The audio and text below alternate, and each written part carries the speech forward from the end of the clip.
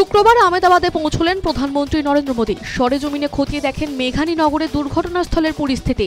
Civil হাসপাতালে গিয়ে দেখা করেন বিমান দুর্ঘটনায় জখমদের সঙ্গে। প্রধানমন্ত্রীর সঙ্গে ছিলেন কেন্দ্রীয় বেসামরিক পরিবহন মন্ত্রী রামমোহন নাইডু এবং গুজরাটের মুখ্যমন্ত্রী ভূপেন্দ্র প্যাটেল।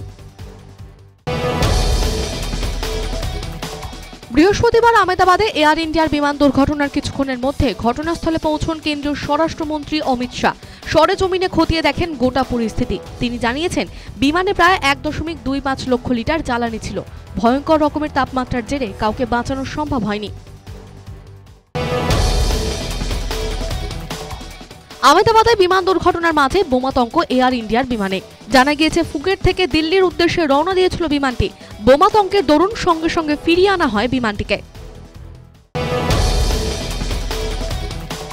আহমেদাবাদের বিমান দুর্ঘটনা নিয়ে শুক্রবার উচ্চ পর্যায়ের বৈঠক করেন প্রধানমন্ত্রী। মন্ত্রী ও শীর্ষ আধিকারিকদের নিয়ে বৈঠক করেন তিনি। এদিন সকালে দুর্ঘটনাস্থলে পৌঁছে সরেজমিনে খতিয়ে দেখেন পরিস্থিতি। আহমেদাবাদে বিমান দুর্ঘটনায় নিহতদের পরিবারকে ক্ষতিপূরণ দেবে টাটা গোষ্ঠী। 1 কোটি টাকা তুলে দেওয়া হবে পরিবারগুলির হাতে। সেই সঙ্গে ক্ষতিগ্রস্ত বিজি মেডিকেল কলেজের হোস্টেলও তৈরি করে দেওয়া হবে বলে সংস্থার পক্ষ থেকে আশ্বাস দেওয়া হয়েছে।